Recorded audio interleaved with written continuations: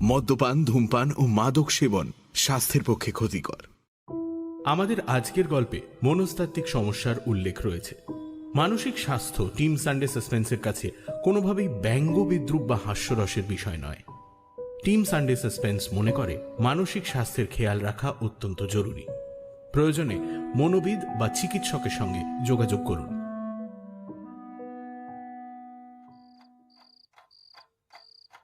রাতে ঘুম ভেঙে গেল ইন্দ্রর। ঠিক কি কারণে ভাঙল সেটা নিজেই বুঝতে পারল না। তেমন কোনো শব্দ নেই, কেবল ঘড়ির টিকটিক আওয়াজ। আবার পাশ ফিরে শুয়ে পড়তে যাবে, ঠিক তখনই ওর মনে হলো একটা মিহি শীষের শব্দ আসছে। মুখ দিয়ে চাপা স্বরে শীষ দিচ্ছে কেউ। ঘড়ির দিকে একবার দেখে নিল ও। রাত 3:30 বাজে, একটু পরেই ভোর হয়ে যাবে। এত রাতে জেগে জেগে শীষ দিচ্ছে কে? বিছানা ছেড়ে উঠে পড়ল ইন্দ্র। বিছানার ডান দিকে একটা গ্রিলবিহীন জানলা, সেটা রাতে খুলেই শুয়েছিল। জানলার ঠিক লাগোয়া হাত দুয়েকের দূরত্বে পাশের অ্যাপার্টমেন্টে জানলা। সেদিকেই চাইল সে, এবং চাইতেই একটু অবাক হল।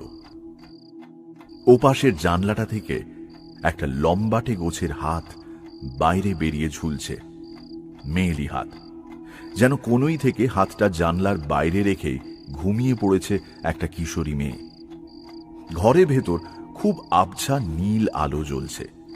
সেই আলোর কিছুটা আভা হাতটার উপরে এসে পড়েই নীলাভ রং দিয়েছে হাতটাকে, যেন মরা মানুষের হাত। আগ্রহ হতে জানলার একেবারে কাছে চলে এলো ইন্দ্র। আসতেই শীষের শব্দটা আরো জোরে কানে এলো ওর। ওদিকে জানলা থেকেই আসছে আওয়াজটা, মানে হাতটা যার সেই দিচ্ছে শীষটা, অর্থাৎ মানুষটা ঘুমিয়ে নেই। তাহলে হাতটা বাইরে ঝুলিয়ে রেখেছে কেন? হঠাৎ ইন্দ্রের বুকটা কেঁপে উঠল। নীলচে হাতটা এতক্ষণ নির্জীবের মতো পড়েছিল, এবার তার আঙুলগুলো সচল হয়ে উঠল। খুব ধীরে হাতছানি দিয়ে ইন্দ্রকে কাছে ডাকছে হাতটা। কিন্তু ও যে জানলার কাছে এসে দাঁড়িয়েছে, সেটা ভেতরের মানুষটা বুঝল কি করে? ওকে দেখতে পাচ্ছে নাকি? আমাকে আমাকে ডাকছেন? শীষটা এখনো বেজে চলেছে, কেমন নেশা জড়ানো সুর। মনে হয় একরাশ বরফের মতো ঠান্ডা বাতাস আতঙ্কে পালাতে গিয়ে কোনো ফাটলের মধ্যে দিয়ে বাইরে বেরিয়ে আসছে। ইন্দ্রের প্রশ্নের কোনো জবাব এলো না, কেবল হাতটা ধীরে ধীরে উপরে উঠে এলো। ইন্দ্রের দিকে এগিয়ে এসেছে হাতটা, যেন এগিয়ে দেওয়া হাতটা ওকে ধরতে বলছে। সুরের মাদকতায় ইন্দ্রের ঠিক ভুলের হিসেব তখন গুলিয়ে গেছে। নীলচে হাতটার দিকে হাত বাড়িয়ে দেয় সে। 5টা নীল আঙুলের ফাঁকে আঙুল ডুবিয়ে দেয়। শীতল কিন্তু কোমল স্পর্শ অনুভূত হয়। কে আপনি? আপনি কে? উত্তর আসে না। শীষের শব্দে বদল আসে, যেন শীষ দিয়েই কিছু বলতে চাইছে মেয়েটা। কিছু একটা অর্থ আছে তার। হঠাৎ ওর হাত ধরে মৃদু একটা টান দেয় মেয়েটা। আচমকা টানটা আসায় ওর শরীরটা একটু দুলে যায়। টানটা আবার আলগা করে দিয়েছে মেয়েটা। ইন্দ্রের মনে হয় সে ওর সঙ্গে খেলতে চাইছে। ইঙ্গিতে ওকেও যেন টানতে বলছে হাতটা ধরে। আচ্ছা আচ্ছা আচ্ছা, বেশ। জোর গলাতেই কথাটা বলে হাতের উপরে একটা হালকা টান দেয় ইন্দ্র। আবার একটা টান আসে ওপাশ থেকে। কয়েক সেকেন্ড ধরে চলে খেলাটা। আশেপাশে একবার তাকায় ইন্দ্র। এই জানলাটা থেকে 1 মিটার দূরেই একই ঘরের আরেকটা জানলা আছে। সেটার উপরেও ঘরের ভেতরের নীলচে আলো এসে পড়েছে। সেই জানলাটার দিকে ভালো করে তাকাতেই ইন্দ্রের হৃৎপিণ্ড স্তব্ধ হয়ে যায়। সেই জানলাতেও পড়ে রয়েছে একটা নীলচে হাত। দেখেই বোঝা যায় দুটো হাত একই মানুষের, অথচ দুটো জানলার মধ্যে অন্তত 1 মিটারের ব্যবধান। এক ধাক্কায় হাতটা ছেড়ে পিছিয়ে আসে ইন্দ্র। সঙ্গে সঙ্গে শীষের শব্দ বদলে যায় একটা মেয়েলি হাসির শব্দে। একটা হিলহিলে সাপের মতো এঁকে বেঁকে হাতটা ঢুকে যায় জানলার ভেতর। বিছানার উপর বসে পড়ে হাঁপাতে থাকে ইন্দ্র। বুকের ধরপড়ানি কমতে চাইছে না কিছুতেই। মাথাটা খানিক শান্ত হয়ে আসতেই কিছু মনে পড়ে তার। একটু আগে শোনা অদ্ভুত শীষটা সে আগেও কোথাও শুনেছে, বেশি দিন আগে নয়, 2-1 দিনের মধ্যেই। অথচ সেটা কোনো গানের সুর নয়। হঠাৎ হাতে একটা ঠান্ডা হাওয়ার স্পর্শ লাগে ওর। খেয়াল হয় অজান্তেই ওর হাতটা বিছানার একপাশে বেরিয়ে ঝুলছে। দ্রুত হাতটা সেখান থেকে সরিয়ে নেয় ইন্দ্র। বাংলা সাহিত্যের রোমাঞ্চকর কিছু গল্প দিয়ে সাজানো আমাদের এই বিশেষ নিবেদন সানডে সাসপেন্স। আজকের গল্প শায়ক আমানের শীষ। শায়ক আমানের জন্ম 1992 সালে কলকাতার তেঘড়িয়ায়। ইঞ্জিনিয়ারিং পাশ করলেও তিনি সাহিত্য চর্চাকেই নিজের পেশা হিসেবে বেছে নিয়েছেন। মিডনাইট হরর স্টেশন বলে একটি ইউটিউব চ্যানেল রয়েছে তার, যেখানে তার লেখা এবং পাঠ করা একাধিক গল্প রয়েছে। এছাড়াও তার 3টি উপন্যাস আরিন ও আদিম দেবতার উত্থান, তার চোখের তারায় এবং ভাষাণ বাড়ি প্রকাশিত হয়েছে বিভা প্রকাশনী থেকে। আজকের গল্প পাঠে মীর, গল্পের সূত্রধার আমি দীপ। শুরু হচ্ছে শীষ। বিকেলের দিকে ছাদে উঠে এদিক সেদিক তাকাতেই মহিলাকে দেখতে পেল ইন্দ্র। কালকের মতোই আজও একটা সুতির গেঞ্জি আর ট্রাউজার পরে ছাদের একদিক থেকে অন্যদিকে হেঁটে চলেছেন তিনি। মহিলা বেশ সুন্দরী, ফর্সা গায়ের রং, মখমলের মতো চামড়া। বয়স 30-এর খানিক উপরেই হবে। মুখের মধ্যে একটা আপাত গাম্ভীর্য আছে। নাম শালিনী মিত্র। এই কদিনে বিকেলে ছাদে হাঁটার সময় পরিচয় হয়েছে ইন্দ্রের সঙ্গে। কয়েকদিনের আলাপেই সে বন্ধুত্ব গাঢ় হয়েছে। কাল রাত থেকে শালিনীর মুখটাই ঘুরে ফিরে মাথায় আসছিল ইন্দ্রর। কাছে বড় মাঠে কিছু একটা পুজো হচ্ছে। দূর থেকে চাপা গুঞ্জন আর স্পিকারে চলা হিন্দি গানের আওয়াজ ভেসে আসছে। তবে বিকেলের এলোমেলো বাতাসে এই নির্জন ছাদে ব্যাপারটা মন্দ লাগছে না।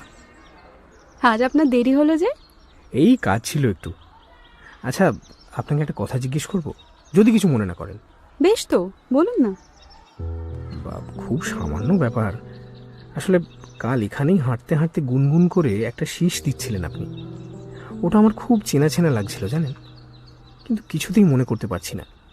মনটা খচখচ করছিল সারাদিন। তাই আজ ভাবলাম। ওটা তো আপনার চেনার কথা নয়।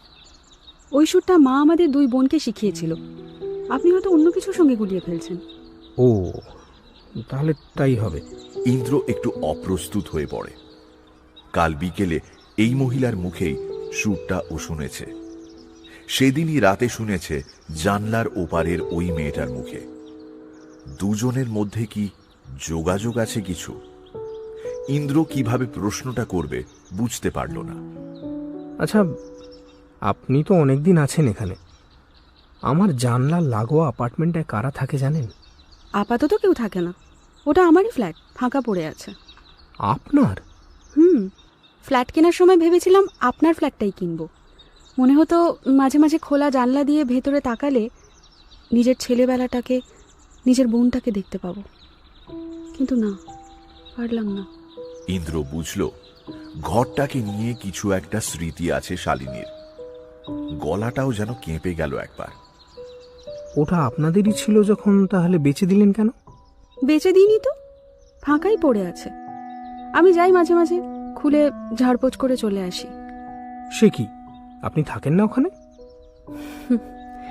সবার মতো আমার ছেলেবেলাটা অত সহজ ছিল না জানেন। ওখানে থাকতাম মা, আমি আর আমার বোন মালিনী। তখন আমার 20-র আশেপাশে বয়স, বোনের 14। আপনার বোন এখন সম্ভবত বেঁচে নেই। সম্ভবত বলতে? শালিনী কোনো উত্তর দেয় না। ছাদের একদিকের পাঁচিলে হাত রেখে দাঁড়িয়ে পড়ে। গানের আওয়াজ ক্ষীণ হয়েছে ততক্ষণে। শীতের বিকেলে দু একটা পাখি ডানা ঝাপটে উড়ে যাচ্ছে সূর্যের দিকে। অস্বস্তিকর কয়েকটা মুহূর্ত তৈরি হয়। একটা চাপা কৌতূহল তৈরি হচ্ছিল ইন্দ্রের মনের ভেতরেও। ওই শীষের সুরটা বুঝলেন, কেমন একটা গা ছমছমে ব্যাপার আছে না ওটায়? আমার তো বেশ পিসফুল লাগে। আসলে মা কোথায় শুনেছিল কোনো নরম গোছের শীষের আওয়াজ শুনলে পাগলদের পাগলামি একটু কম থাকে। মালিনী বাড়াবাড়ি করলে মা শীষ দিয়ে শান্ত করতো ওকে। শান্ত করতো মানে? মালিনী ছোট থেকেই একটু পাগলাটে গোছের, বিশেষ কথা বলতো না কারোর সঙ্গে, নিজেকে নিয়েই থাকতো। তবে জন্মের সময় থেকেই শরীরে একটা খুঁত ছিল ওর। ওর হাত পাগুলো ভীষণ ছোট ছোট ছিল। ও জন্মানোর পরপরই আমাদের বাবা মারা যায়। দুটো মেয়েকে সামলাতে পারবে না বলে মা ওকে ছোটবেলায় একটা বোর্ডিংয়ে দিয়ে দেয়। তবে সেখানে বেশি দিন থাকতে পারেনি। ছেলেমেয়েরাও শারীরিক গঠন নিয়ে সারাক্ষণ ঠাট্টা করত। শেষে একসময় ব্যাপারটা একেবারে অ্যাবিউজের জায়গায় পৌঁছয়। যাই হোক, বোর্ডিং ছেড়ে বাড়ি যখন ফিরে এলো তখন আমি আর মা একটা জিনিস লক্ষ্য করলাম। এতটা অ্যাবিউজের জন্যই হয়তো ওর মধ্যে নিজেকে আঘাত করার একটা প্রবণতা জন্মেছিল। মানে যে করেই হোক নিজের শরীরের ওই খুঁতগুলোকে মেরামত করতে হবে। বোর্ডিং থেকে ফেরার পর আমরা দেখলাম একটা অদ্ভুত অভ্যেস হয়েছে ওর। থেকে থেকেই ও নিজের একটা হাত দিয়ে আরেকটা হাত টানতে থাকতো। মনে হয় ওখানেই কারোর কাছে শুনেছিল ওভাবে টানলে নাকি হাতগুলো খানিকটা লম্বা হতে পারে। একটু থেমে শ্বাস নিল শালিনী। ইন্দ্রের মনে পড়ে গেল কাল রাতে জানলার সেই হাতটাও মৃদু চাপে টানতে বলছিল ওকে। তাহলে কি? সময়ের সঙ্গে সঙ্গে ব্যাপারটা বাড়তে থাকে। অভ্যেসটা অবসেশনের জায়গায় দাঁড়িয়ে গেছিল, বুঝলেন। মাঝে মাঝে এত জোরে টানতো মনে হতো এই বুঝি কাঁধ থেকে আলগা হয়ে যাবে হাতটা। আমি আর মা মিলে বোঝাতাম ওকে, শুনতো না। বকাঝকা দিতাম, ঘরে বন্দি করে রাখতাম, কিছুতেই কিছু লাভ হতো না। উল্টে যত বড় হতে লাগলো তত নিজের শরীর নিয়ে আরও কিছু অবসেশন জন্মালো ওর। ছুরি বা ব্লেড জাতীয় কিছু পেলেই মুখের ওপর নানা কাটাকুটি করে নিজেকে সুন্দর বানানোর চেষ্টা করত। কিন্তু সুন্দর তো দূরের কথা, তাতে মুখটা আরো বিকৃত হয়ে যেত। শেষে এক সময় এত বিভৎস হয়ে গেছিল ওর মুখটা যে নিজেই আর ঘর থেকে বেরোতে চাইতো না। ঘরের মধ্যে বন্দি থেকেই নিজের মুখ নিয়ে কাটাকুটি করত। কখনো ওর মনে হতো জিভটা একটু বড় হওয়া দরকার, সেটা নিয়ে টানতে টানতে একসময় বাকশক্তি হারিয়ে ফেলল।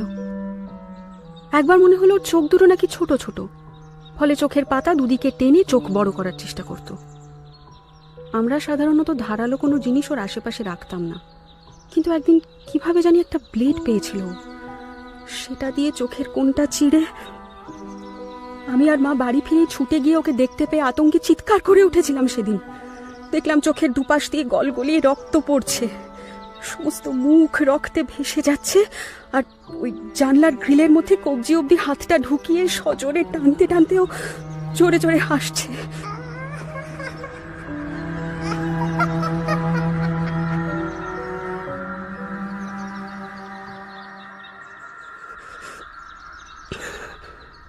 আমার মা ভারী কড়া মানুষ ছিলেন, সহজে ভেঙে পড়তেন না। কিন্তু সেদিনের ঘটনায় মা নিজেও ভীষণ ভয় পেয়ে যান। সে কি, এ তো সিরিয়াস প্রবলেম। আপনারা কোনো মানসিক হাসপাতালে যোগাযোগ করেননি? মা ভীষণ ভালোবাসতেন মালিনীকে, 1 মিনিটও চোখের সামনে থেকে সরতে দিতেন না।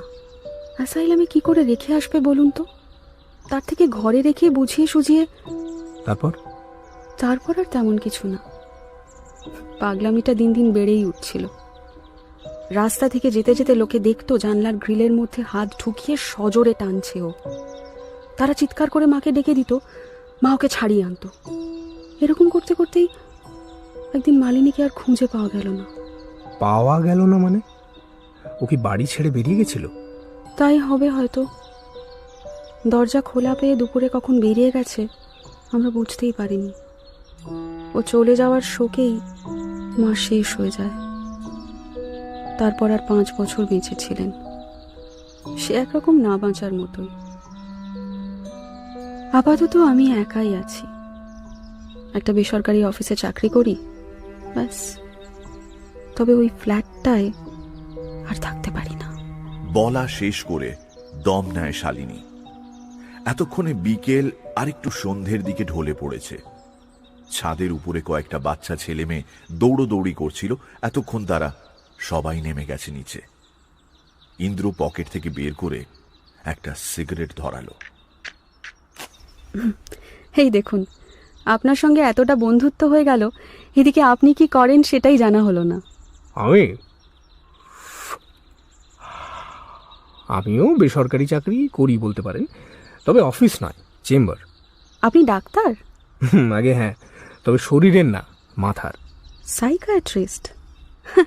দেখুন, আমারও কিন্তু মাথায় একটা ছোটোখাটো সমস্যা আছে, ওই হেরিডিটারি আর কি।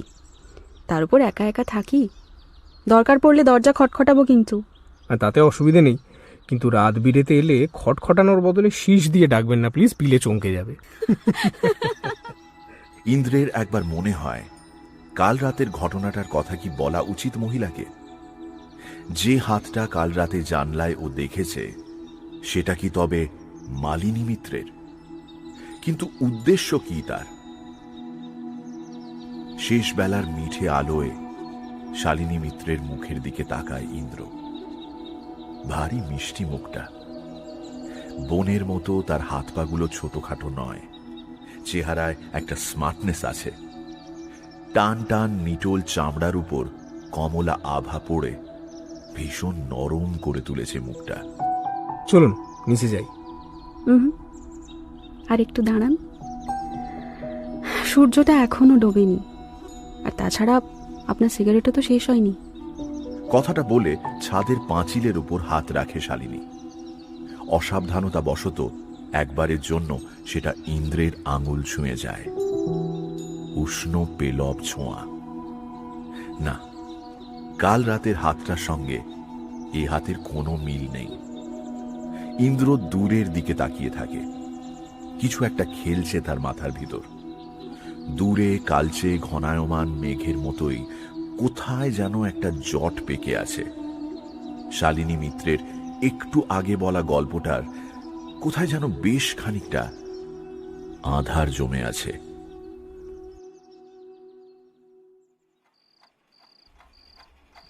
আজ রাতে আলো জ্বালিয়ে শুয়েছিল ইন্দ্র। শুতে যাওয়ার আগে জানলার বাইরে তাকিয়ে নিয়েছে একবার।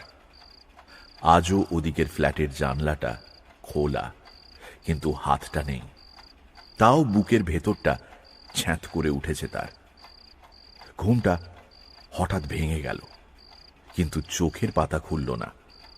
তার একটা কারণ, ওর চোখের পাতায় আলো পড়ছে না। অথচ পড়ার কথা। লোডশেডিং নয়, কারণ পাখা চলার শব্দ আসছে, অর্থাৎ কেউ বা কিছু একটা ওর মুখ আড়াল করে রেখেছে। চোখ বন্ধ করেই অনুভব করল ইন্দ্র ওর একটা পা বেরিয়ে আছে বিছানার বাইরে, আর ঝুলন্ত পায়ের ঠিক নিচেই কিছু একটা ঘোরাফেরা করছে। মনে মনে কে যেন বলে দিল, এখন চোখ খুললেই ওর মুখের ওপর ঝুঁকে থাকা আর একটা মুখ দেখতে পাবে ইন্দ্র। সেই মুখের চোখ দুটোর কোণ চিরে বড় করা, ঠোঁটের দুপাশ আঙুল দিয়ে টেনে টেনে প্রশস্ত করেছে কেউ। গোটা মুখের সমস্ত জায়গায় অজস্র কাটাকুটি দাগ।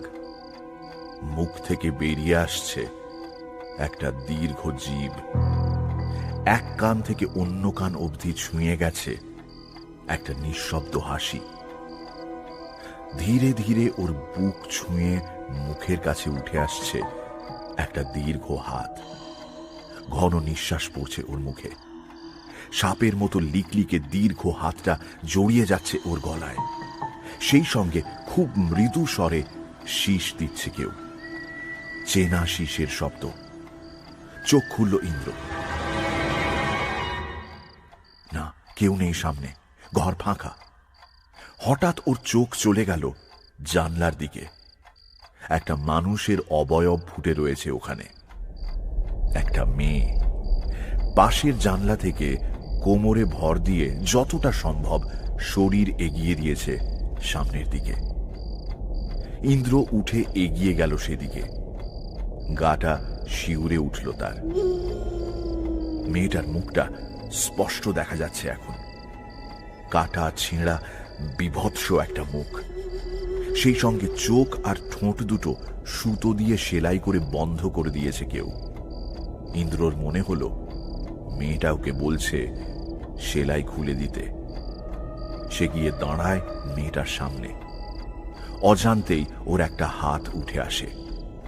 ঠোঁটের কোণ থেকে বেরিয়ে থাকা সেলাইয়ের সুতোটা টান দেয় সে। ভীষণ আলতো করে সেলাই করা আছে ঠোঁট দুটো। সুতোটায় টান দিলেই খুলে আলাদা হয়ে যাচ্ছে সেটা। ওর আঙুলে নরম ঠোঁটের স্পর্শ লাগে। সুতোটা খুলে দিয়ে মেয়েটার চোখের সুতো দুটো আলাদা করে দেয় ইন্দ্র। কয়েক সেকেন্ড সেইভাবেই দাঁড়িয়ে থাকে মেয়েটা। তারপর ধীরে ধীরে তার খুলে যাওয়া মুখের ফাঁক থেকে একটা জিভ বেরিয়ে আসে। বিরাট বড় একটা জিভ প্রায় গলা অবধি বেরিয়ে ঝুলতে থাকে। কিছু একটা উচ্চারণ করার চেষ্টা করে সে, কিন্তু জিভটা লম্বা হওয়ার দরুন পারে না। সাপের মতো দুলতে থাকে জিভটা। এবার তার চোখ দুটো খোলে, পোর্সিলেনের মতো সাদা চোখ। তাও ইন্দ্র বুঝতে পারে মেয়েটা ওর দিকেই চেয়ে আছে।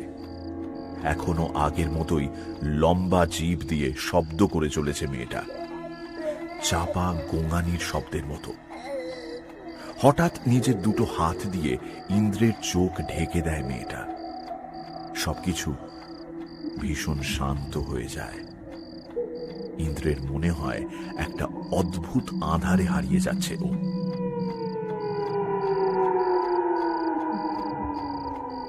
পরক্ষণেই চোখ খুলে যায় ইন্দ্রের। ও দেখে ওর সামনে এখন মেয়েটা আর নেই। তারপর বদলে উল্টো দিকের জানলাটা পরিণত হয়েছে একটা আয়নাতে। সেই আয়নায় ইন্দ্রের নিজের মুখটা দেখা যাচ্ছে।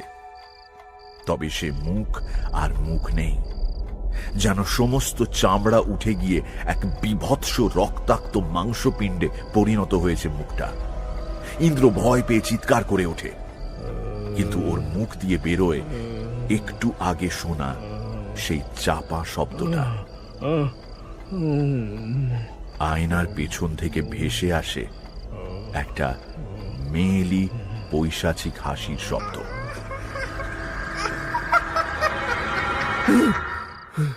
আতঙ্কে চোখ খুলে গেল ইন্দ্রর। ভেঙে গেল ঘুমটা। ধরফড়িয়ে বিছানার ওপর উঠে বসল। জোরে জোরে নিঃশ্বাস পড়ছে ওর। দুঃস্বপ্ন দেখল এতক্ষণ। মানে কি এই স্বপ্নটার? ওর নিজের মুখটা অমন বিভৎস দেখল কেন? গোটা ঘর ফাঁকা, আলো জ্বলছে, তাতেই ভরে আছে চারদিক। ঘড়িতে বাজে রাত 2টো। না, এভাবে আলো জেলে শুলে নার্ভগুলো শান্ত হয় না। সেই জন্যই বারবার ভেঙে যায় ঘুমটা। বিছানা থেকে উঠে এসে সাদা আলোটা নিভিয়ে দেয় ইন্দ্র। সবজে নাইট ল্যাম্পের ফিনফিনে আলো আঁধারিতে ভরে ওঠে ঘরটা। আর ঠিক তখনই জানলার দিকে চেয়ে বুকের ভেতর দিয়ে হিম বয়ে যায় তার। আবার একটা হাত ঝুলছে জানলায়, আগের দিনের সেই হাতটা। এখন আবার তার উপরে এসে পড়েছে নীলচে আলো। আবার শীষের আওয়াজ। ইন্দ্র জানলার সামনে গিয়ে দাঁড়াতে আবার উপরে উঠে এলো হাতটা। হাত বাড়িয়ে সেটার স্পর্শ পেতেই শিউরে উঠল ইন্দ্র। আজ আগের দিনের থেকে হাতটা আরো বেশি ঠান্ডা। আজ আরো বেশি করে যেন কিছু বলতে চাইছে। হাতটা নিয়ে অল্প অল্প করে টানতে শুরু করলো সে। মালিনী, মালিনী, কি চাও তুমি? কি চাও? উত্তর আসে না। শব্দের মাত্রা দ্রুত বদলাতে থাকে। হঠাৎ ইন্দ্রের হাতটা ছেড়ে দেয় মেয়েটা। একটু একটু করে হাতটা উঠে আসে ওপরের দিকে। ইন্দ্রের চোখ থেকে মাত্র ফুটখানেক দূরে হাতটা। আস্তে আস্তে নড়তে থাকে হাতের আঙুলগুলো। হাত ছানি দিচ্ছে মেয়েটা। আরো কাছে আসতে বলছে, কিন্তু আর কাছে যাবে কি করে? আর একটু এগোলেই তো জানলার বাইরে বেরিয়ে যাবে ইন্দ্রের শরীরটা। মালিনী, মালিনী, কি চাও তুমি? আমাকে বোঝাও, আমাকে বলো। এবার আঙুলগুলো মুঠো হয়ে যায়। শীষের শব্দে আবার বদল আসে। কেবল তর্জনীটা উঠে থাকে। ইন্দ্র এক বুক আতঙ্ক নিয়ে দেখে মেয়েটা ইন্দ্রের কাঁধের পাশ দিয়ে ওর ঘরের ভেতরে কি যেন নির্দেশ করছে। যেন ইন্দ্রের ঠিক পেছনেই কেউ দাঁড়িয়ে আছে। কে? কে আছে ওখানে? কে? পেছনে তাকাতে সাহস হয় না ইন্দ্রের। ঘরের ভেতরে সবজে আলো জ্বলছে। মনে হয় একটু আগে যে বিছানাটার উপরও ঘুমিয়েছিল, এখন সেটার উপরে বসেই কেউ বা কিছু তাকিয়ে আছে ওর দিকে। পিঠের উপরে একটা স্থির দৃষ্টি অনুভব করল ও। এক পা পিছিয়ে এলো। হাতটা ধীরে ধীরে মিলিয়ে গেল অন্ধকারের ভেতর। এক ঝটকায় পেছন ফিরল ইন্দ্র। না, কিচ্ছু নেই। বিছানাটা খালি পড়ে আছে। দ্রুত ল্যাপটপটা টেনে আনলো ইন্দ্র। মালিনী মিত্র যখন উধাও হয়েছিল তখন পুলিশ নিশ্চয়ই খোঁজাখুঁজিও করছিল। সেই কেসের কিছু খবরাখবর নিশ্চয়ই খুঁজলে পাওয়া যাবে। ইন্টারনেটে সার্চ করে কিছুক্ষণ ঘাঁটাঘাঁটি করলো ইন্দ্র। কয়েকটা লিংক সেভ করে রাখলো। সত্যি আজ থেকে বছর 10 আগে হঠাৎ করেই নিখোঁজ হয়ে যায় মালিনী। ছোট থেকেই যে তার মাথায় কিছু গোলমাল ছিল সেটা এলাকাবাসীও জানত। জানলার গ্রিলে হাত ঢুকিয়ে টানার কথা, নিজের মুখে ধারালো কিছু দিয়ে কাটাকাটি করার কথাও বলেছিল তারা। তবে তার কোনো ছবি পাওয়া গেল না। কাগজে তার দিদির একটা বিস্তারিত ইন্টারভিউও বেরিয়েছিল। ইন্টারভিউটা ভালো করে পড়ল সে। কয়েকটা প্রশ্ন ভেসে উঠছে তার মনের ভেতরে। কি বলতে চায় পাশের জানলার মেয়েটা? একটা ব্যাপার মনে হলো ইন্দ্রর। মেয়েটা হঠাৎ হাতছানি দিল কেন? ইন্দ্র তো জানলার কাছেই দাঁড়িয়েছিল। তবে কি ইন্দ্র নয়, অন্য কাউকে ডাকছে সে? শালিনীকে? মোবাইল ফোনটা হাতে তুলে নিয়ে একটা নম্বরে মেসেজ পাঠালো ইন্দ্র। এত রাতে হয়তো জেগে নেই, সকালে মেসেজ দেখে কল করে নেবে। হঠাৎ একটা অদ্ভুত অনুভূতি হলো ওর।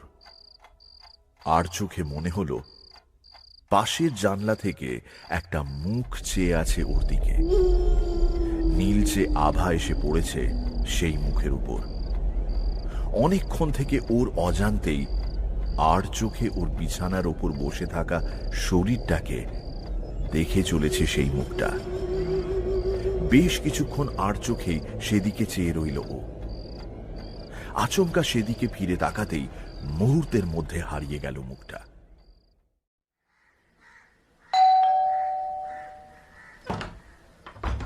দরজায় কলিং বেল টিপতেই একটা বছর 15 বাচ্চা মেয়ে দরজা খুলে দিল। ভুরু তুলে আগন্তুকের দিকে চেয়ে জিজ্ঞেস করল, কাকে চাই? শালিনী দেবী আছেন? কে এসেছে রে বলু? ওহো, তুমি? জানতাম তুমিই আসবে এখন। বলু, তুই ভেতরে যা, এখন আমাদের চা দিয়ে টিভি দেখ গিয়ে। মেয়েটা আর বাক্য ব্যয় না করে সরে পড়ে। ও কি এখানেই থাকে? হ্যাঁ, আমি একা থাকি তো, কেউ একটা না থাকলে কেমন খালি খালি লাগে। তাছাড়া তাছাড়া কি? ছোটবেলায় ওর মা আমাদের বাড়িতে কাজ করত। তিনি মারা গেছেন বছর 7 হলো। তারপর গত বছর ওকে আমি এনে রেখেছি এখানে। ইন্দ্রকে নিয়ে নিজের ঘরে ঢুকে আসে শালিনী। চেয়ারের উপর বসতে বসতেই ঘরের একদিকের দেয়ালে ঝুলন্ত একটা ছবির ওপর চোখ পড়ে ইন্দ্রর। 2 মেয়েকে দুপাশে নিয়ে দাঁড়িয়ে আছেন মিসেস মিত্র। একটি মেয়ে লম্বাটে গড়নের, অন্যটি খর্ব। হাত দুটো দেহের তুলনায় সত্যি ছোট। এটা কবেকার? এই ছবিটা, এটা বোন বোর্ডিং থেকে ফেরার পরপরই তোলা। তোমাকে ছোট থেকেই ভারী মিষ্টি দেখতে। বোনের হিংসে হওয়াটা স্বাভাবিক কিন্তু। বিছানারই অন্যদিকে পিঠ রেখে বসতে বসতে শালিনী বলে, ওই থেকেই কাল হলো। আমাকে নিয়ে ওভার প্রোটেক্টিভ ছিল মা। বন্ধু বান্ধবদের সঙ্গে মিশতে দিত না। সত্যি বলতে ছোট থেকে খানিকটা ওই কারণেই বিশেষ কোনো বন্ধু ছিল না আমার। এই 5 বছরেও হলো না কেন? মা তো বেঁচে নেই আর। 5 বছর না, 10 বছর। বোন চলে যাওয়ার পর থেকেই মা অনেকটা ভেঙে পড়ে। আমাকে নিয়ে আর অত মাথা ব্যথা ছিল না। তবে কি জানো তো, আমার ওই কারোর সঙ্গে মেলামেশা করার স্কিলটাই নষ্ট হয়ে গেছে। আমার তো তা মনে হয় না। তাই ইন্দ্র চারিদিকে চেয়ে দেখে শালিনী মিত্রের ঘরটা বেশ সাজানো গোছানো। একদিকে একটা বড় আয়না, তার সামনে প্রচুর প্রসাধনী আর ক্রিম সাজিয়ে রাখা আছে। মহিলার যে সাজগোজের ভীষণ শখ তা বোঝাই যায়। উফ, এই মেয়েটা না, কখন বলেছি চাটা দিয়ে যেতে, নিশ্চয়ই টিভিতে মজে গেছে। তুমি একটু বসো, হ্যাঁ আমি আসছি। কথাটা বলে ঘর থেকে বেরিয়ে যায় শালিনী। ইন্দ্র উঠে পড়ে, ছবিটা কাছ থেকে খুঁটিয়ে দেখে। তার হাব ভাবে কেমন একটা গোয়েন্দা সুলভ ভাব। কোনো অজ্ঞাত কারণে শালিনী মিত্রের অতীত জীবন নিয়ে ভীষণ আগ্রহ অনুভব করছে সে। এ পর্যন্ত শালিনী নিজে অবশ্য তেমন বিরক্তি প্রকাশ করেনি তাতে। আলমারির মাথায় কিছু পুরনো কাগজপত্র রাখা ছিল। সেদিকে ভালো করে তাকাতে ইন্দ্র দেখল তার মধ্যে একটা পুরনো খাতা জাতীয় কিছু রাখা আছে। হাত বাড়িয়ে সেটা নামিয়ে নিল ইন্দ্র। পুরনো হলদে হয়ে যাওয়া পাতাগুলো উল্টে পাল্টে দেখতে লাগলো। কখন অজান্তেই শালিনী ঘরে ঢুকে পড়েছে সে খেয়ালই করেনি। ওটা আমার ছেলেবেলার। এই নাও তোমার চা। এ তো রীতিমতো গানের নোটেশন। তুমি সুর লিখে রাখতে পারো নাকি? হ্যাঁ, মায়ের থেকেই শেখা। ওই সুরটা, দাও দাও এদিকে দাও, একটা জিনিস দেখাই। খাতাটা হাতে নিয়ে পাতা উল্টোতে থাকে শালিনী। একটা জায়গায় এসে থেমে গিয়ে বলে, এই দেখো, শীষের সুরটা লেখা আছে। তুমি এইটাই গাও? সেই কবে লিখে রেখেছিলাম। দীর্ঘদিন আর গান বাজনা নিয়ে বসা হয় না। আচ্ছা, এই নোটেশনটার একটা ছবি তুলতে পারি? হ্যাঁ হ্যাঁ, শিওর। মিউজিকের শখটা কি মায়ের থেকেই? হ্যাঁ, কি করব বলো, বন্ধু বান্ধব ছিল না ছোট থেকে, অগত্যা মিউজিক নিয়েই। ইন্দ্র কিছু বলতে যাচ্ছিল এমন সময় তার ফোনটা বেজে ওঠে। সেটা হাতে নিয়ে উঠে পড়ে সে। একটা চেনা নম্বর থেকে ফোন আসছে। ফোনটা হাতে নিয়েই বাইরের বারান্দায় বেরিয়ে আসে ইন্দ্র। তুই হঠাৎ এই কেসটা নিয়ে পড়লি কেন বলতো? দরকার আছে। তুই আগে বল, কি জানতে পারলি? আরে ফ্যামিলিটা এমনিতেই মেসড আপ। মহিলার নাম ছিল সুরমা মিত্র। হাজবেন্ড একরকম ওই জমিদারের ছেলে টাইপস বলতে পারিস আর কি। মানে পয়সা কড়ির অভাব ছিল না, কিন্তু ছোট মেয়েটা একটু পাগল টাইপের ছিল। 15 বছর বয়সে একদিন হঠাৎ করে নিখোঁজ হয়ে যায়। বড় মেয়েটি আবার কোর্টে সাক্ষী দেয় যে সে নিজে নাকি দুপুরবেলা বোনকে পালাতে দেখেছে। I see. হ্যাঁ, তো মেয়েটাকে তারপর আর খুঁজে পাওয়া যায় না। তারপর থেকে সবই ঠিকঠাক চলছে, কিন্তু তার 5 বছর পরে মেয়ের মা সুইসাইড করে। সুইসাইড? আগে হ্যাঁ, দরজা বন্ধ করে গায়ে আগুন লাগিয়ে দিয়েছিল। বাবা, সে সময় বড় মেয়ে বাড়িতে ছিল না, আর ওরা কারোর সঙ্গে মেলামেশা করতো না। তার ফলে আগুন নেভাতেও কেউ আসেনি। মেয়ে বাড়ি ফিরে দরজা খুলে অবস্থা দেখে পুলিশ ডাকে। পুলিশ যতক্ষণে পৌঁছেছে ততক্ষণে তো বডি পুড়ে ঝামা হয়ে গেছে। সুইসাইডের কারণ? মানসিক অবসাদ। শেষের দিকে নাকি মহিলা ছোট মেয়েকে দেখতে পেতেন, মানে ওই হ্যালুসিনেশন আর কি। এমনকি নিজের মুখও ছোট মেয়ের মুখের মতো করতে চেষ্টা করেছিলেন কাঁচি ফাঁচি দিয়ে। হসপিটালাইজ করতে হয়েছিল। আচ্ছা, কারো ওই বড় মেয়েটার ওপর সন্দেহ হয়নি? মানে ছোট থেকে মায়ের ওপর যদি রাগ থেকে থাকে। আরে রাগ থাকলে সে রাগ হঠাৎ এতদিন পরে দেখাতে যাবে কেন? তাছাড়া এলাকার লোকে বলে মহিলা শেষের দিকে নাকি সত্যি ডিপ্রেসড হয়ে পড়েছিল। ওকে মানে দেখতেই কিরকম একটা পাগল পাগল লাগছিল। তো সে যাই হোক, তুই এখন আছিস কোথায়? এদের সঙ্গে তোর যোগাযোগটা কি? ওয়েল, রাইট নাও আমি বড় মেয়েটার ফ্ল্যাটে আছি। হোয়াট? তুই আবার দেখ, এসব থেকে সরে আয় প্লিজ। তুই যেটা করছিস সেটা কিন্তু অন্যায়। কাউকে তোর ব্যাপারে সবকিছু না জানিয়ে তার সঙ্গে। আরে আমি কিছুই করছি না ওর সঙ্গে, আমার শুধু সত্যিটা জানা দরকার। সত্যি জানা দরকার? এবার কি সত্যি? যেটা জানা দরকার সেই সত্যিটা। আমি নিশ্চিত এই দুই বোন আর মায়ের মাঝখানে অন্য একটা ইকুয়েশন আছে। ফোনটা কানে ধরেই মুখটা ফেরাতে যাচ্ছিল ইন্দ্র, এমন সময় তার চোখ আটকে যায়। বারান্দার দরজাটা হাট করে খোলা। এখন সেখানে এসে দাঁড়িয়েছে একটা মানুষ। ও সেদিকে তাকাতেই মুখটা সরে গেল দরজা থেকে। ইন্দ্রর চোখ চিনতে ভুল করল না, বুলু। টিভি দেখা ছেড়ে সে কখন উঠে এসেছে ইন্দ্র বুঝতে পারেনি। তাহলে কি সব শুনেছে মেয়েটা? বলে দেবে গিয়ে এক্ষুনি।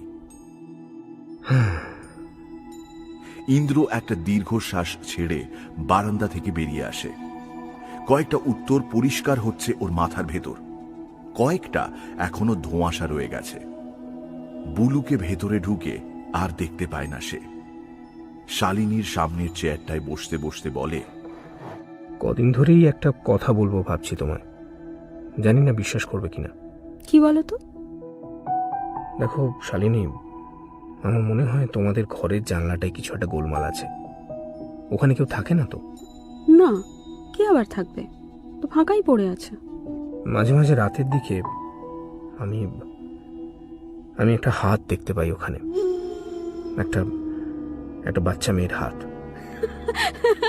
হাত? কি ভুতুড়ে হাতের মতো? আমার মনে হয় ওই মেয়েটা আমাকে কিছু বলতে চায়। ধ্যাৎ, ওখানে কেউ থাকে না, আমি নিজে তালা দিয়ে ওটায়। তোমার মাথা খারাপ হয়েছে নাকি? আমি মিথ্যে বলছি না, ট্রাস্ট মি। চাইলে তোমাকে দেখাতেও পারি। বেশ, দেখাও, আই উইল ট্রাস্ট দেন। ওকে, কাল রাতটা আমার রুমেই কাটিও তুমি। আমার মনে হয় ব্যাপারটা যদি সত্যি হয় তাহলে শুধু আমাকে না, সে তোমাকেও কিছু বলতে চায়। ঘণ্টাখানেকের মধ্যে শালিনী মিত্রের ফ্ল্যাট থেকে বের হয়ে আসে ইন্দ্র। মাত্র কয়েকটা দিনে মহিলার সঙ্গে প্রগাঢ় একটা বন্ধুত্বও তৈরি হয়েছে ওর। ইন্দ্র জানে শালিনী নিজেও বন্ধুত্বটাকে আরো গভীরে নিয়ে যেতে চায়। চোখের দৃষ্টিতে একটা চাপা মুগ্ধতা খেলা করে যায় মাঝে মধ্যেই। তবে কেবল মুগ্ধতা নয়, ইন্দ্রের মন বলছে শালিনী মিত্রের চোখে মুগ্ধতা ছাড়াও আরো অন্ধকার কিছু লুকিয়ে রয়েছে, কেবল সেটা খুঁজে নেওয়ার অপেক্ষা। আমি আগেই বুঝেছি তোর মাথায় অন্য কিছু চলছে। কথা নেই বার্তা নেই, হঠাৎ করে ওই অ্যাপার্টমেন্টটাই চাই তো কয়েকদিনের জন্য। আজ মর্নিং ওয়াকে বেরিয়েছে মনীষ। এই সময় শহরের রাস্তাঘাট ফাঁকাই থাকে, মাঝে মধ্যে দু একটা গাড়ি হুসহাস শব্দ করে ছুটে যাচ্ছে। অন্যদিন একাই বেরোয়, কিন্তু আজ ইন্দ্রকে সঙ্গে নিয়েছে। ইন্দ্র ওর বহু বছরের বন্ধু। এক সপ্তাহ আগে একদিন হুট করেই মনীষের অফিসে এসে হাজির হয় ইন্দ্র। ভারী অদ্ভুত একটা দাবি আছে ওর। মনীষ এই এলাকার নামকরা প্রমোটার। গত কয়েক বছরে বেশ কয়েকটা বিলাসবহুল অ্যাপার্টমেন্ট তৈরি করেছে সে। তার মধ্যে একটা অ্যাপার্টমেন্টের একটা ফ্ল্যাট কয়েকদিনের জন্য ভাড়া নিতে চায় সে। কোনো এক পেশেন্টের ওপর নাকি নজর রাখতে হবে।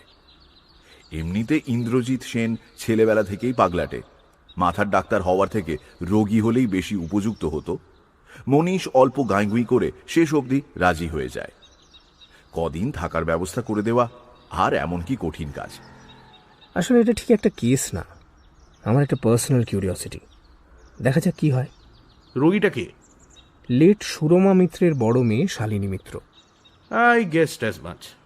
আরে ওই গোটা ফ্যামিলিটাই পাগলের। বোনটা তো, আচ্ছা তোর কি মনে হয় বোনটা বেঁচে আছে? না, বাপের জন্মে এরকম পিকিউলার ফ্যামিলি দেখিনি, জানিস তো। কারুর সঙ্গে মেশে না, ঘর থেকে বেরোয় না, তিনজনে মাসের পর মাস কারুর মুখ দেখে না, ঘরের মধ্যে আটকে থেকে কি যে করে কে জানে। বাপের রেখে যাওয়া টাকায় নাকি সংসার চলতো। মা মারা যাওয়ার পর থেকে ব্যাপারটা চেঞ্জ হয়। বড় মেয়েটা একটু মুক্ত বাতাস পায়। তুই কি ভাবছিস ও নিজেই নিজের বোন আর মাকে খুন করেছে? আমি ভাবছি একটা শীষের কথা। শীষ? হ্যাঁ, একটা মেয়ে শীষ দিত তার বোনকে শান্ত করতে। দুই বোনের মাঝে ওটাই ছিল কানেকশন। কিন্তু সে বড় হওয়ার পর দেখা গেল এই শীষ জিনিসটা ভারী অদ্ভুত না রে। ছোটবেলায় আমরা মায়ের মুখে লালাবাই শুনতে শুনতে কেমন শান্ত হয়ে যাই। মানুষের ইমোশন ম্যানিপুলেট করতে গেলে। দাদা, এ কি বুলু, তুমি এখানে? দিদি কোথায়? দিদি তো ঘুমোচ্ছে। আপনাকে কিছু কথা বলবো। হ্যাঁ বলো, আমি শুনছি। দিদি না ভয় পায়, রাতে স্বপ্ন দেখে গো, কার সঙ্গে যেন কথা বলে, তারপর বুকে খুব ব্যথা হয় দিদির। কাকে দেখে স্বপ্নে? দিদির বোনকে, বোনের নাম ধরে ডাকে। মালিনীকে? কি বলে ডাকে? আমার মা বলতো দিদির বোনকে খুব ভালোবাসতো। ওদের মা ওদের দুজনকে দুষ্টুমি করলে একটা ঘরে আটকে দিত। দিদি না থাকলে ওর বোন তো কবেই মরে যেত। কিন্তু তুমি এগুলো আমাকে, মানে তুমি কিছু জানো দিদির ব্যাপারে? দিদি এখন আর ওর বোনকে ভালোবাসে না।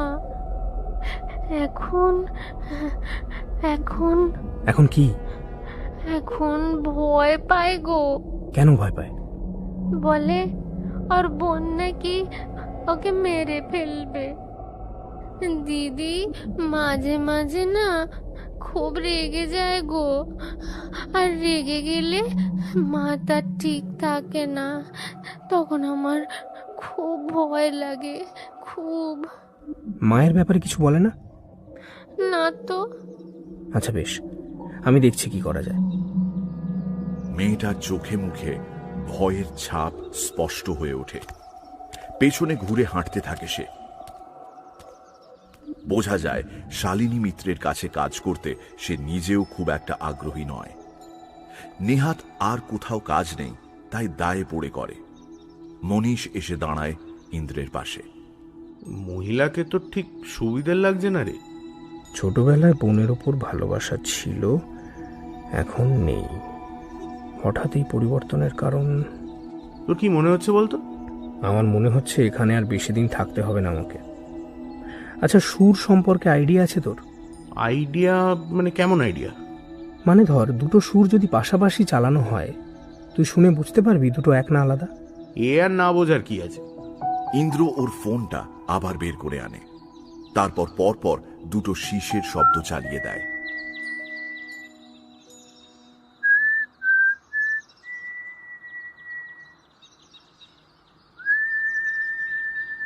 একটা গাইছেন শালিনী মিত্র, ইন্দ্রের ফোনেই রেকর্ড করা। অন্যটা মোবাইলে তোলা ছবির নোটেশন দেখে কম্পিউটারে তৈরি করা। কাল ওর খাতায় লেখা সুরের নোটেশন দেখে তৈরি করিয়েছি এটা। দুটো শোন।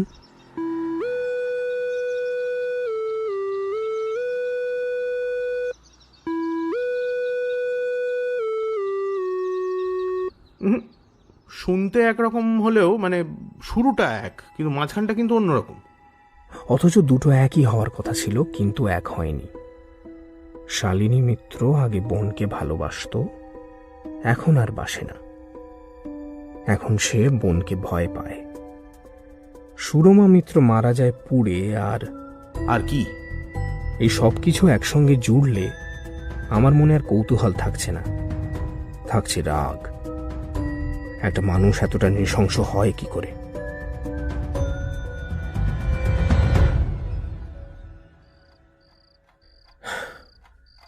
না, আজ রাতে মনে হয় না আর কিছু দেখা যাবে। মানসিক রোগীদের চিকিৎসা করা তোমার কাজ। তুমি নিজেই যদি রোগী হয়ে যাও তাহলে তো হয়েই গেল। আমি একটা ব্যাপার ভাবছিলাম, জানো? কি? আচ্ছা, ধরে নিলাম তোমার এই বোন মালিনী, এর আত্মা ওই ঘরটার ভেতরে বন্দি আছে, সে বেরিয়ে আসতে পারছে না। কিন্তু সে জানলা দিয়ে কেবল হাত বাড়িয়ে দেয় কেন? তার মুখ দেখাতে কি অসুবিধে? তোমাকে তো আগেই বলেছি, ওর মুখটা বিকৃত হয়ে যাওয়ার পর থেকে ও মুখটা আর কাউকে দেখাতে চাইতো না। তা কি করে হয়? মুখটা তো ও নিজেই বিকৃত করেছিল। তুমি বলেছিলে তোমরা বাড়ি ফিরে দেখেছিলে রক্তাক্ত মুখ নিয়ে ও হাসছে, অর্থাৎ ওর চোখে ওকে সুন্দরী লাগছিল তখন। তাহলে দেখো, মালিনীর আত্মা তোমাকে দেখা দেয়, আমার এটাই বিশ্বাস হয় না। এছাড়াও আরও একটা প্রশ্ন ঘুরছে মাথায়। উফ, আবার প্রশ্ন? কি বলো? তোমার মা মালিনীকে এত ভালোবাসতেন, যে মেয়ে হারিয়ে গেছে বলে বাকি জীবন হতাশায় কাটিয়ে দিলেন, তিনি অত ছোট একটা মেয়েকে বোর্ডিংয়ে পাঠালেন কেন? আর যদি পাঠালেনই, তাহলে সেই মেয়ে অমন উন্মাদ হয়ে যাওয়ার পর তাকে কাছে রাখার জন্য মেন্টাল ইনস্টিটিউশনে দিলেন না? কেমন গোলমাল লাগছে না? তোমার কি মনে হচ্ছে বলো তো? কি বলতে চাইছো? আমার কেন জানি না মনে হচ্ছে তোমার মায়েরও মাথার ব্যায়ামও কম ছিল না। তবে সেটা যে ঠিক কি ধরনের। হঠাৎ ইন্দ্র অনুভব করে শালিনীর একটা হাত ওর কোনোই চেপে ধরছে। মৃদু চাপে ওর দিকে ফিরিয়ে নিতে চাইছে ইন্দ্রর দৃষ্টি। ইন্দ্র ঘুরে দাঁড়ায়। শালিনী মিত্রের কোমল মখমলের মতো চামড়ার উপর এসে পড়ছে ঘরের সবজে আলো। আলোর দ্যুতি জ্বলছে ওর চোখে।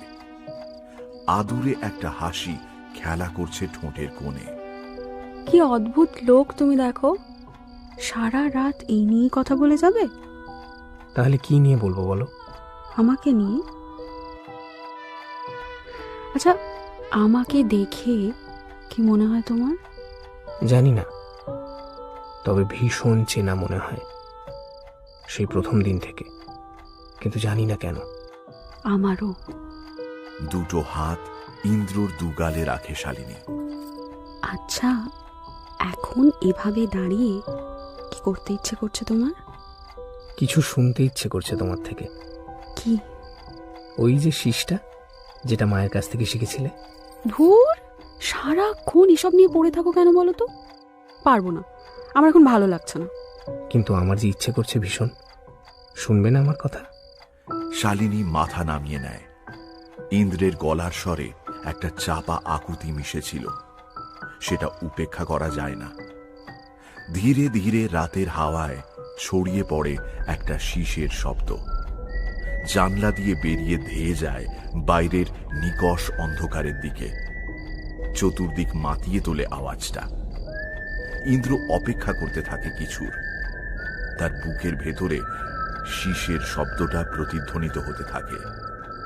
কান খাড়া করে শুনতে থাকে সে।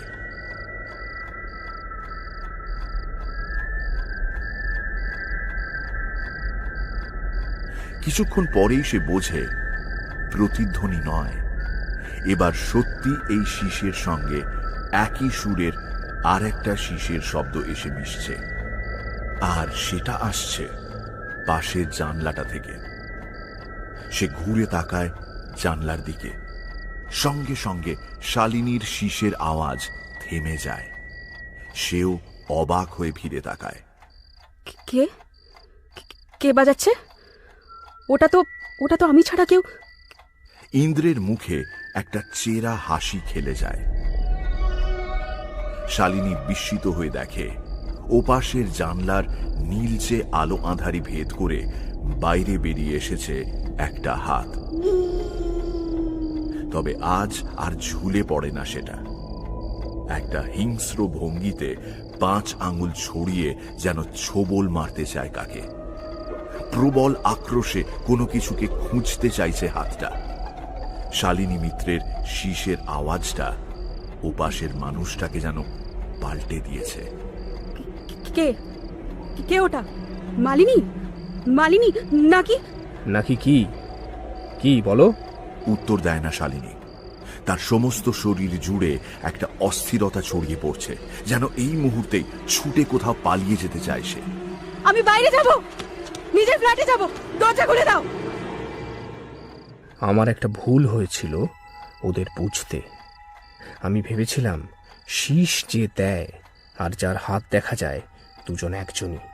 কথাটা বলেই জানলার দিকে হাত বাড়িয়ে দেয় ইন্দ্র, কিন্তু একটা নয়, দুটো হাত। আজ জানলার দিক থেকেও একটার বদলে দুটো নীলচে হাত বেরিয়ে আসে। দুটো একই মানুষের হাত নয়। জানলার ওপাশে অপেক্ষা করছে একটা নয়, দুটো নীলচে নারী দেহ। ওরা আজও আপনার ভীষণ বাধ্য মিসেস মিত্র। ওরা আজও ভীষণ ভয় পায় আপনাকে। আজও কেউ টেনে বের না করলে ওরা ঘর থেকে বেরিয়ে আসতে চায় না। তবে ওরা প্রতিশোধ নিতে চায়। আপনার উপরে ভীষণ ভীষণ রাগ ওদের। কে কে কে মিসেস মিত্র? আমাকে আমাকে চেনে না তুমি? আমি আমি শালিনী। শালিনী মিত্র আজ থেকে 5 বছর আগে মরে গেছে। আপনি নিজে হাতে পুড়িয়ে খুন করেছিলেন তাকে। কে বলেছে তোমাকে? কে বলেছে এসব? হ্যাঁ, কে বলেছে? ইন্দ্র উত্তর দেয় না। দুটো হাত ধরে সজোরে টানতে শুরু করেছে এখন। আর সেই টানেই জানলার অন্ধকার থেকে বেরিয়ে আসছে দুটো মানুষের দেহ। ধীরে ধীরে জানলার ভেতর ঢুকে আসছে তারা। একজনের দুটো হাত স্বাভাবিকের থেকে কিছুটা লম্বা, চোখ আর ঠোঁটের কোণ প্রশস্ত। অপরজনের শরীর পুড়ে কালো হয়ে গেছে। কেবল পোর্সিলেনের মতো সাদা চোখ দুটো স্থির চোখে চেয়ে আছে ঘরের ভেতরে ছটফট করতে থাকা নারী মূর্তির দিকে। মাটির উপরে হামাগুড়ি দিয়ে এগিয়ে যায় তারা। আপনার 2 মেয়েকে চিনতে পারছেন মিসেস মিত্র? আমার মেয়ে? আমার মেয়ে? কি বলছো তুমি? হ্যাঁ, আপনার মেয়ে। ওরাও চিনতে পেরেছে আপনাকে। ওই শীষের সুরটা শুনেই আপনাকে চিনতে পেরেছে ওরা। ওদের দুজনকেই খুন করেছেন আপনি। ওদের দুজনের কেউই কোনো অবসেশনের শিকার ছিল না, ছিলেন আপনি। মানুষের শরীরের কোনো খুঁত সহ্য করতে পারেন না আপনি। আপনার এই অদ্ভুত অবসেশনের বলি হয়েছিল ওরা দুজন। কেউ আছেন? দরজা খুলুন, আমাকে বাঁচান, কেউ আছেন? আপনার স্বামীর মৃত্যুর পর থেকে এই অবসেশনটা শুরু হয় আপনার। ছোট মেয়ের হাত দুটো দেহের তুলনায় সামান্য ছোট ছিল, তাই কোনোদিনই বোর্ডিংয়ে পাঠাননি আপনি। তার জীবনের সব থেকে বড় বুলি ছিল তার মা। আমি ওদের মা নই, আমি শালিনী। আপনি জোর করে হাত দুটো বড় করার চেষ্টা করতে থাকেন। কেন মেয়ের শরীরে খুঁত থাকবে? হ্যাঁ, মানুষের হাড়ের গঠন টানাটানি করে বিশেষ বদলানো যায় না, কিন্তু আপনার মানসিক রোগ তখন বদ্ধ উন্মাদ করে তুলেছে আপনাকে। গ্রিলের ভেতরে হাত ঢুকিয়ে তার শরীরটা ভিতর দিকে মালিনী নিজে টানতো না, আপনি টানতেন। তাকে সুন্দর করে তুলতে গিয়ে মুখের ওপর ছুরি আর চোখের কোনায় ব্লেড সে নিজে নয়, আপনি চালিয়েছেন। আপনি কারো কাছে কিছু বলতে গেলে অত্যাচার আরো বেড়ে যেত। মেয়ে দুটো আপনাকে জমের মতো ভয় পেত। আপনার অবসেশন পূরণ করতে গিয়ে তার সমস্ত মুখ বিকৃত হয়ে যায়। সে আর ঘর থেকে বেরোতে চায় না, কাউকে মুখ দেখাতে চায় না। শেষে একসময় আপনি নিজেও বুঝতে পারেন সত্যি বিভৎস বিকৃত হয়ে গেছে তার মুখটা। আর কোনোভাবেই আপনার মনের মতো করে তোলা সম্ভব নয় তাকে। সেটা বুঝতে পেরে রাগের মাথায় তাকে খুন করেন আপনি। আমি খুন করেছি ওকে? রাগ হলে জানলার লাগোয়া ওই ঘরটায় ওদের বন্দি করে রাখতেন আপনি। খেতে দিতেন না। আপনার মেয়ে পাগল ছিল না, তার যন্ত্রণা হতো, কষ্ট অনুভব করত আর 5টা সাধারণ মানুষের মতোই। তাকে একমাত্র শান্ত করত তার দিদির শীষের শব্দ। ঘরের ভেতরে অনাহারে যন্ত্রণায় ছটফট করতে থাকা বোনকে শীষ দিয়ে শান্ত করত তার দিদি। আপনি কোনদিন বুঝতেও পারেননি কেন শীষ দিত সে। একদিন ঘরে আটকে রাখা অবস্থাতেই সে মারা যায়। সম্ভবত আপনি বুঝেছিলেন যেভাবে তার মুখটা বিকৃত হয়ে গেছে তাতে আর সুন্দর করে তোলা সম্ভব নয় তাকে। ফলে একদিন ঘরে বন্ধ করে রেখে তাকে খাবার, জল কিছুই দিলেন না।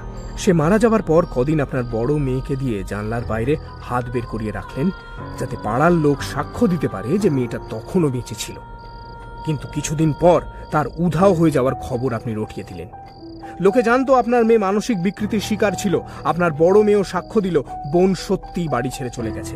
সে ভয় পেত আপনাকে, প্রতিবাদ করার কথা ভাবতেও পারেনি। তার তেমন কোনো বন্ধু বান্ধব ছিল না, কেউ গা করল না। হিলহিলে নীলচে শরীর দুটো ক্রমশ এগিয়ে এসেছে মিসেস মিত্রের শরীরের উপর। মাটিতে পড়ে গেছেন তিনি। 2 মেয়ে হামাগুড়ি দিয়ে উঠে বসেছে বুকের উপর। এরপর বছর 5 সব ঠিকঠাক চলে। বড় মেয়েকে নিয়ে আপনার কোনো অভিযোগ নেই। কিন্তু বয়স বাড়ার সঙ্গে সঙ্গে আপনি বুঝতে পারেন এবার আপনার নিজের শরীরে কিছু খুঁত দেখা দিচ্ছে। আপনার চামড়া কুঁচকে যাচ্ছে, চুল সাদা হয়ে যাচ্ছে, আপনার রূপের জৌলুস সময় চুরি করে নিয়ে যাচ্ছে। আপনার অবসেশন আবার মাথা চাড়া দিয়ে ওঠে। বয়সকে যে করেই হোক লুকোতে হবে। অপারেশন করে চামড়া পাল্টে ফেলা যায়, বয়স কমিয়ে নেওয়া যায়, কিন্তু তাতে লাভ কি? লোকে তো চেনে আপনাকে, তারা তো জানবে আপনার প্রকৃত বয়স। আপনাকে আশেপাশের লোকজনের চোখেও জোয়ান হতে হবে। সেদিন আপনার রুমের ঝুলন্ত ছবিটা দেখেই ব্যাপারটা স্পষ্ট হয় আমার কাছে। আপনার আর আপনার বড় মেয়ের মুখ আর চেহারা প্রায় একই ধরনের। কিছুটা সার্জারির সাহায্য নিয়ে যদি অবিকল তার মতো দেখতে হতে পারেন আপনি, তাহলে আবার জোয়ান হতে পারবেন। আবার জোয়ান হবার নেশা পেয়ে বসলো আপনাকে। নিজের মেয়েকে ওষুধ প্রয়োগ করে আচ্ছন্ন করে রেখে তাকে অবিকল নকল করতে শুরু করলেন আপনি। তার মতো করে হাঁটা চলা শিখলেন, শীষ দেওয়া শিখলেন। এই শীষ দেওয়া শিখতে গিয়েই হলো বিপত্তি। শালিনী তখনও শীষ দিত বটে, কিন্তু বোনের জন্য নয়, নিজেকে শান্ত করার জন্য, আপনার প্রতি বেড়ে ওঠা ঘৃণা প্রশমিত করার জন্য। মারা যাবার আগে সে আন্দাজ করেছিল আপনি ওকেও খুন করার চেষ্টা করছেন। মনের খেয়ালে তাই সে শীষের আসল সুরটা আপনাকে শেখানোর সময় খানিকটা বদলে দেয়। আসল সুরটা ওর ডায়েরিতে লেখা থাকলেও নকল সুরটা এ পৃথিবীর কোথাও লেখা নেই। আজ অজান্তেই সেটা গেয়ে নিজেই চিনিয়েছেন আপনি। এসব এসব তুমি বলছো কি করে? হ্যাঁ, কি করে বলছো? শালিনী মিত্রের ডায়েরিতে যে সুরের নোটেশন লেখা ছিল সেটা আপনি গান না। শুনতে এক লাগলেও আপনার শীষ আর ডায়েরির শীষ দুটো আলাদা। অর্থাৎ সুরটা অন্য কারো তৈরি করা। আপনি কেবল কারোর মুখ থেকে তার একটা পরিবর্তিত রূপ শুনেছিলেন। মিথ্যে কথা, সব মিথ্যে, সব মিথ্যে বলছো তুমি। একদিন আচ্ছন্ন অবস্থায় বড় মেয়েকে ঘরে বন্দি করে রেখে আগুন লাগিয়ে দিয়ে বেরিয়ে যান আপনি। পুড়ে শেষ হয়ে যায় তার শরীর। এমন ভাবেই পুড়ে যায় যে তাকে কেউ শনাক্ত করতে পারে না। নিজের বড় মেয়েকে খুন করে তার পরিচয় নিলেন আপনি। কিন্তু ওই ফ্ল্যাটে আর থাকতে পারেননি। শালিনী মিত্র নামেই থাকতে শুরু করলেন পাশের অ্যাপার্টমেন্টে। তুমি তুমি এত কিছু জানলে কেমন করে? আপনি বলেছিলেন না চেনা লাগছে আমাকে? আমারও ভীষণ চেনা লাগছিল আপনাকে। মায়ের দুটো হাত চেপে ধরেছে একটি মেয়ে, দু কাঁধে দুটো পা রেখে সজোরে টানতে শুরু করেছে। লম্বা জিভটা বেরিয়ে এসেছে বাইরে। অক্ষম গলাতেও খলখল করে হাসছে সে। অন্য মেয়েটির দুটো হাত ইতস্তত ঘুরে চলেছে মায়ের মুখের ওপর। মুখ থেকে বেরিয়ে আসছে শীষের শব্দ। আজ সে তার বোনকে শান্ত করতে চাইছে না।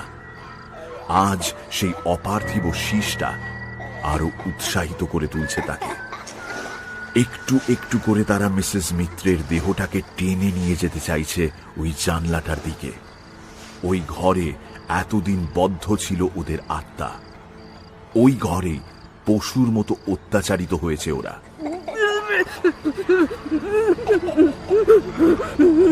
চিৎকার করার চেষ্টা করছেন মিসেস মিত্র, কিন্তু তার গলা দিয়ে শব্দ বের হচ্ছে না। একটু একটু করে তার মুখ থেকে ছাড়িয়ে নেওয়া হচ্ছে মখমলের মতো চামড়া।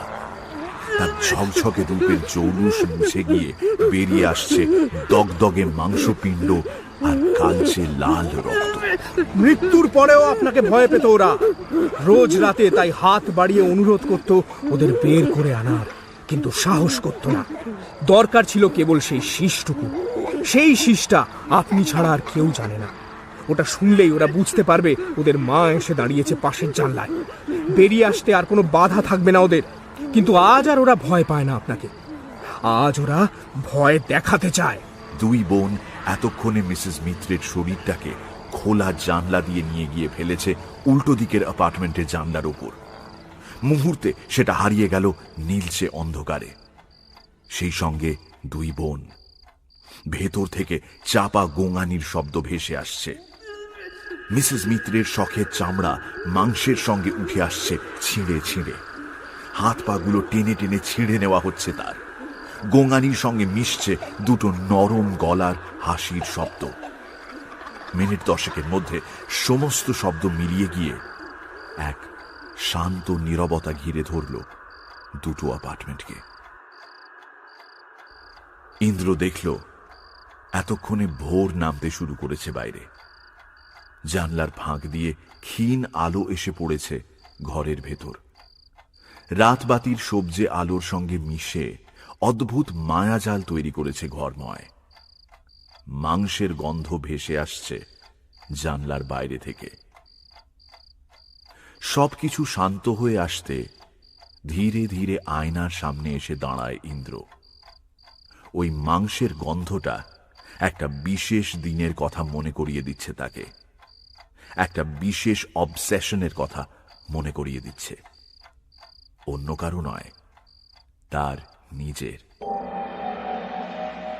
আজ থেকে 5 বছর আগের একটা দিনে হসপিটালের বেডে শুয়ে 1 বছর 50 মহিলার প্রলাপ শুনেছিল সে। মহিলা হসপিটালে এসেছিলেন একটা অপারেশনের জন্য। সার্জারির উদ্দেশ্য ছিল তার মুখ থেকে চামড়া তুলে একটা বিশেষ মানুষের মতো করে দিতে হবে। বয়স অন্তত বছর 20 কমে যাবে তার। ইন্দ্র শুয়েছিল তার পাশের বেডে। আমার মেয়েটা দেখুন না আমার মেয়েটা দুষ্টুমি করে খাটের তলায় লুকিয়েছে। প্লিজ, ও খুব ভয় পায়, ওকে দেখলেই সবাই ভয় পায়। আপনি একটু বলুন না ওকে। মুখটা নষ্ট হয়ে গেছিল ওর, তাই কাউকে দেখায় না, লুকিয়ে পড়ে। প্লিজ ওকে একটু খুঁজে দিন না প্লিজ। কিন্তু আপনার বিছানার তলে তো কেউ নেই, বিশ্বাস করুন। আয় আমার কাছে, আয় আয়। কোথায় চলে গেছিলি? হ্যাঁ, তুই কোথায় চলে গেছিলি বল? চকিতে পেছন ফেরে ইন্দ্র। না, কেউ নেই। হ্যালুসিনেট করছেন মহিলা। এতক্ষণ নীলচে আঁধারে মহিলার মুখ দেখা যাচ্ছিল না। এবার সে মুখ ওর মুখের একেবারে কাছাকাছি এসে পড়েছে। এক দৃষ্টে পুরুষটির মুখের দিকে তাকিয়ে আছেন মহিলা। সে মুখে অজস্র কাটাকুটির দাগ, ঠোঁটের কোণটা বেশ কিছুটা চেরা। সেই চেরা মুখেই হাসছেন তিনি। 2 মেয়ে আমার, একটা সেই ছোটবেলাতেই কোথায় যে চলে গেল। কি হলো বলুন তো? বয়স কমিয়ে ফেলার অবসেশনটা তারও ছিল। পাশাপাশি বেডে রাখা হয়েছিল দুজনকে। মাঝরাতে আলো নিভে যেতে মহিলা হ্যালুসিনেট করা শুরু করেন। ড্রাগের ঘোরে এক অপরিচিত মানুষকে নিজের জীবনের অদ্ভুত গল্প শুনিয়ে ফেলেছিলেন মিসেস মিত্র। সমস্তটা ইন্দ্র শুনতে পায়নি। যেটুকু শুনেছিল সেটা বিশ্বাস করতে পারেনি, তবে মন থেকে একেবারে মুছে ফেলতে পারেনি কথাগুলো। এত বছর খোঁজাখুঁজির পর শেষে সন্ধান মিলেছিল মিসেস মিত্রের। তিনি নাকি মারা গেছেন 5 বছর আগে। তার মেয়ে এখন একটা অ্যাপার্টমেন্টে একাই থাকে। ইন্দ্র জানত সেদিনের সেই পাশের বেডের মহিলার বয়ান যদি সত্যি হয়, তাহলে এই মেয়েটি মিসেস মিত্র। কেবল নিজের নিখুঁত থাকার বিকৃত অবসেশন চরিতার্থ করছে সে। বাকি সত্যিটাকে সে এই কদিনে খুঁড়ে বের করেছে কেবল। নিজের মুখের দিকে একটানা চেয়ে থাকে ইন্দ্র। হাত বোলায় চামড়ার উপর। সে জানে এই চামড়া আসল নয়, এর নিচে আছে এক কুঁকড়ে যাওয়া সময়ের ছোপ লাগা বিশ্রী মুখ। ওর ইচ্ছে করল ছিঁড়ে কুটি কুটি করে ফেলতে চামড়াটা। বেরিয়ে আসুক রক্তাক্ত একটা মুখ। কতই বা বিকৃত হবে আর। মিসেস মিত্রের মতো নয় নিশ্চয়ই। মানুষের বাইরের রূপটা কি ততটা কুৎসিত হওয়া সম্ভব যতটা তার ভেতরটা হতে পারে? কি মনে হতে এক ঝটকায় পাশের ফ্ল্যাটের জানলার দিকে তাকায় ইন্দ্র। না, আর কোনো হাত নেই সেখানে। ভোরের তাজা আলো এসে ঝাঁপিয়ে পড়ছে ঘরের মেঝেতে।